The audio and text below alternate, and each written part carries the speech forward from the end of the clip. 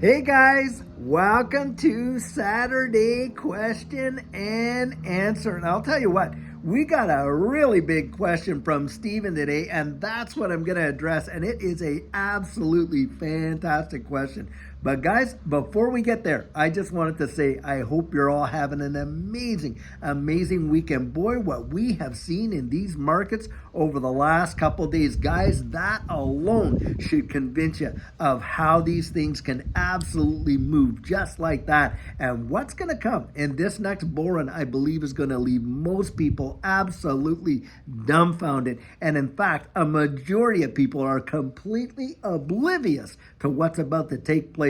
And guys, I'll tell you, it feels exactly like it did back there when Judy and I were getting into this space and just starting to see the turnaround and the appreciation just begin to take off. And for any of you out there that lived through that last bull run like we did, drop your comments down in there and let these guys know how it absolutely felt. And you're going to see the concurrence of where we are to where we were back then. It feels absolutely the same. And that's what's got me big time excited. Now, Steven's question is this: with this whole BlackRock ETF for Bitcoin, how is that going to pan out? And especially, how is it going to actually pan out with respect to the banks? Because guys, when you're dealing with exchange traded funds, what does that do?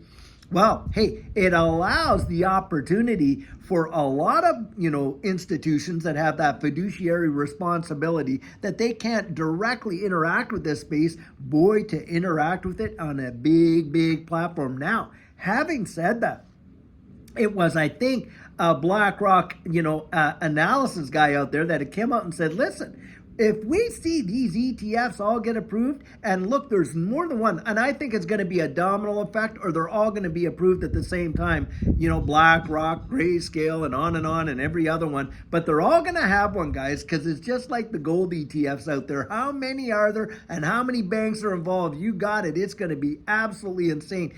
Anyway, this guy was coming out, this analyst guy from BlackRock, saying there's about $33 trillion waiting to pile into this digital asset space. And guys, I'm going to tell you something.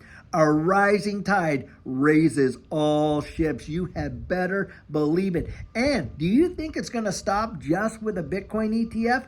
I don't. I think we're going to see Ethereum. I think we're going to see XRP. I think you're going to see a Cardano. I think the top 10, you're going to see ETFs come out where it's going to be a basket of different ones that are going to be in there.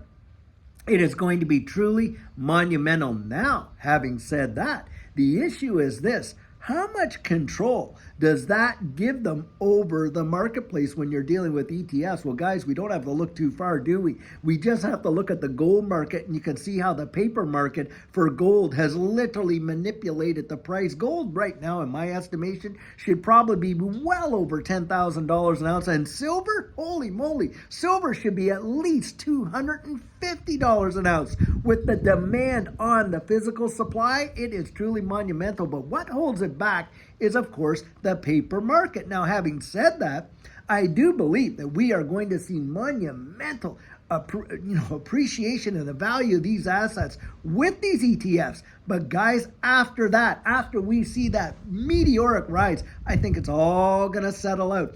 And then you're going to watch this market play like it always does. And who plays? Hey, guys, it's like this. If you own the bat, you own the ball, you own the gloves, and you own the diamond, hey, it's your ball game, isn't it? Well, guys, unfortunately, the way the world works, this is the big boys' ball game. These markets, look, retail, even now, you want to watch all of these prices popping. Do you think that's retail money that's causing all of these major double-digit returns, and especially in Cardano? Do you know how much it takes for Cardano to move from where it did to where it is? We're talking billions upon billions upon billions. And I'm going to tell you, that is not retail just waking up one day deciding they are all going to pile in. Not on your life. We are already seeing institutions make moves into this space. And guys, that's the way it goes. It's the big money. In fact, it comes down to that whole worldly golden rule, he who holds the gold makes the rules. Now, that's not the true golden rule, which is do unto others as you would have them to do unto you kind of thing, what Jesus was talking about. But of course, this is the kind of golden rule that these guys play by, and that's what it comes down to. And you are watching, you think that these banks are now, a lot of banks right now, and we're not just talking about your local, branch bank and things like that.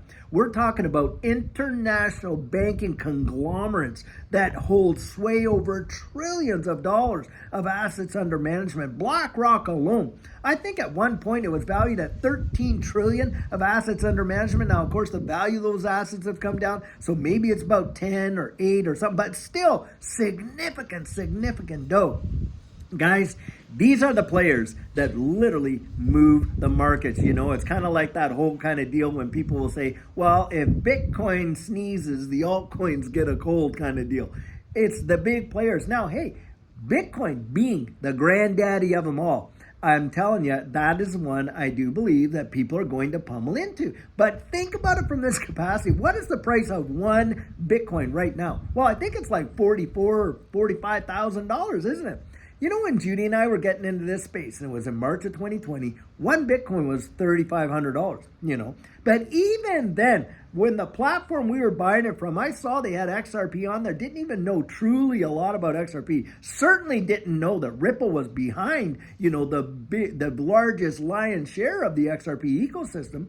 But I remember looking down at that and saying, wow, Judy, look at all the XRPs you can get for just one Bitcoin. And what happened? You better believe it. We were pouring into that because I figured, hey, maybe the ROI could be greater and on and on. Do you think that these ETFs are not going to have a spin-off effect into some of these major ones, and especially ones with legal clarity like Polkadot, Chainlink, and of course, XRP? You had better believe it. I'm telling you, that is my personal opinion. When these ETFs get approved, and by the way, Stephen, great question. I think we're going to see something happen absolutely phenomenal that is going to cause this space, and especially these ones with legal clarity, just go absolutely insane, because there's going to be money that's going to flow on over, and a rising tide raises all ships. But after we get up there, guys, this is where, when we get that institutional adoption, this is where I believe that all that risk is going to come down way low. And all the rewards going to come down with it. But those of us that have been here early enough to ride that, I'm telling you, most people in your family go, oh, you were so lucky, you were so this. It's not luck, guys. It's foresight and having the courage to take a position. Now, there's risk involved, zero doubt. That's why I'm always telling you, go out there and assess your risk, your own risk tolerance, adjudicate that for yourself, and see what you decide down the road. Because I'll tell you what, nobody can make that decision for you, right? And this is where I'm out there saying, go out there and research it. I can share my convictions. I can't give you the confidence that goes with it. That's only going to come when you answer those questions for yourself. But guys, these ETFs that are about to come and how the banks will interact with them after the fact, I'm telling you, it's going to be a major deal, good or bad. But I want to hear what you have to think about it and what your opinion is. Drop it right down in there. Now, of course, I can't get to the totality of all the questions, but I sure really felt that this part of it was really important to get out there